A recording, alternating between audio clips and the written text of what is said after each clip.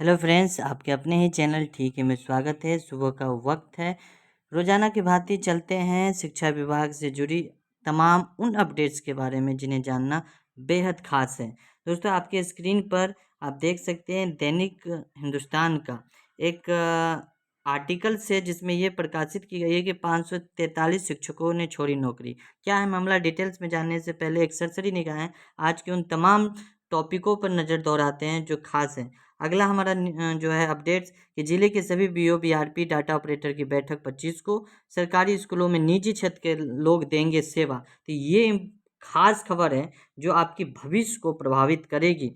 कम से कम हम मेरे अंदाजा से नकारात्मक और प्रतिकूल प्रभाव पड़ने जा रहा है। जो पीपुल टीचर्स आज अपने आप को बोलते हैं और कल को टीचर्स के रूप में फाउंडेशन करना चाहते हैं, स्थापित करना चाहते हैं, उनके लिए एक छोटी सी ये एक चिंताजनक वाली खबर है। इस पे ध्यान दीजिएगा। बात करेंगे वीडियो के नेक्स्ट, अभी कंटिन्यू। और अगला अपडेट से हमारा क्या, बरसात के बाद नगर निकाय चुनाव तैयार में जुट गया आयोग। अगर चुनाव होता है तो 7th फेज के नोटिफिकेशन में क्या कुछ असर पड़ेगा देखेंगे। साथ ही जानेंगे आज के वीडियो में उर्दू शिक्षकों की बहाली नहीं होने का मुद्दा उठाएगा AIMIM। तो तमाम अपडेट्स की तरफ बढ़ते हैं, देखते हैं क्या कुछ डिटेल से इन अखबारों के माध्यम से जानने की कोशिश करते हैं कि शिक्षा विभाग से जुड़ी तमाम जानकारियाँ क्या कुछ हैं। तो दोस्तों, वीडियो में आगे बढ़ने से पहले आपसे हम्बली रिक्वेस्ट है, चैनल पर नए हो तो चैनल को सब्सक्राइब कर बेल आइकन प्रेस कर दें, क्योंकि लगातार वीडियो आने वाली है 7th फेज के कट ऑफ पे, 6th फेज के काउंसलिंग अपडेट्स पे, फिजिकल टीचर पे, तमाम अपडेट्स लगातार एक वीडियो के एक बाद एक वीडियो आज आने वाली है। तो हम्बली रिक्वेस्ट है, चैनल को सब्सक्राइब कर बेल आइकन प्रेस कर दें ताकि आप तमाम अपडेट्स से जुड़े रहें, जानकारियाँ मिलती रहें। आप यहाँ देख सकते हैं लगातार ये महिलाओं के द्वारा प्रश्न किया जाता है कि मेरा ससुराल में नौकरी है, हम मायके में नौकरी है, ससुराल में जाना चाहते हैं, उसी से जुड़ी ये खबर है। यहाँ देख सकते हैं कि पिछले 12 साल से शिक्षिकाएं कर रही है स्थानांतरण का इंतजार।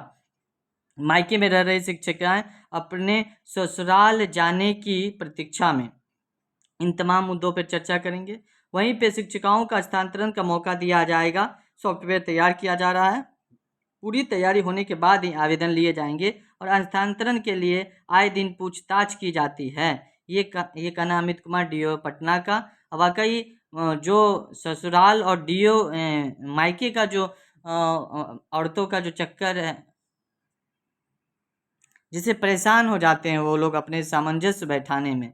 अब अगर ट्रांसफ़र हो जाता है उनका पसंदीदा जगह पे, तो अपना पूरा फोकस पढ़ाई पे, शिक्षण कार्य पे कर सकती है। वहीं नूतन कुमारी मध्य विद्यालय दानापुर में शिक्षिका के पद पे कार्यरत है। नियोजन 2014 में हुआ, 2015 में शादी हो गई। ससुराल भागलपुर है। नूतन 8 सालों से भागलपुर में स्थानांतरण का इंतजार कर रही है, लेकिन ट्रांसफ़र नहीं हो रहा है। ये मामला पहला केस 1 है। वहीं केस 2 की बात कीजिए, प्रकाशित में आया है कि मंजू कुमारी प्राथमिक स्कूल बेटा में कार्यरत है। मंजू कुमारी का नियोजन 2013 में हुआ, इसके बाद 2013 में शादी हो गई।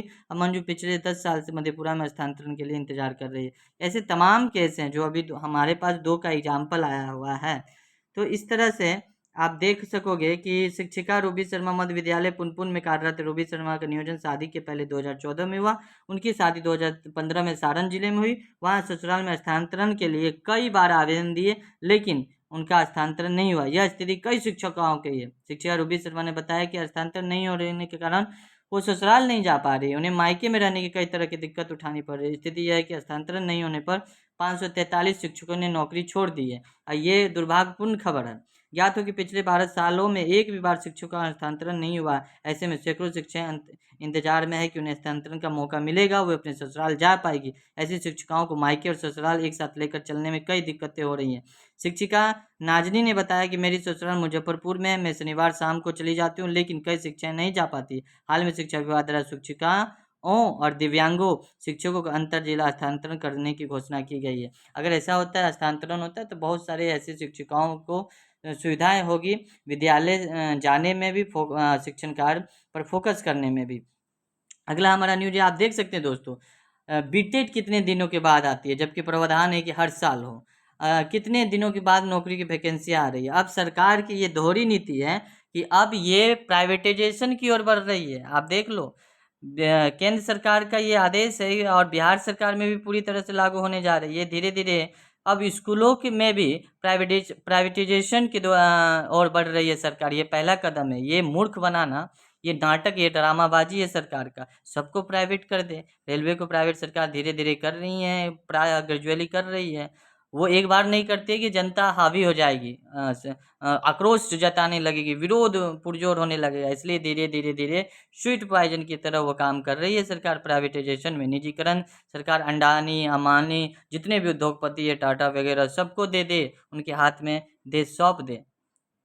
प्राइवेटाइजेशन में क्या होगा दोस्तों? प्राइवेटाइजेशन स्कूलों में होगा। टेंडर पे शिक्षक रखे जाएंगे। महीने जो 1 महीने की सैलरी में एक शिक्षक रखे जाते हैं सरकारी विद्यालयों में, वो उसमें उस तनख्वाह में, एक ही शिक्षक की तनख्वाह में प्राइवेटाइजेशन में 2-3 शिक्षक रखे जाएंगे। सरकार को फायदा है, जो पूंजीपति है उनको फायदा है। आप समझ सकते हैं मैं क्या बोलना चाह रहा हूँ। अगर गृहिणी है तो कम से कम 12वीं उत्तीर्ण होनी चाहिए। अगर कोई भारतीय प्रवासी है तो कम से कम 12वीं पास जरूरी है। यदि कोई NII है तो उनके पास OCI की कार्ड जरूरी है। कोई सेवानिवृत्त व्यक्ति है तो स्नातक होना जरूरी है।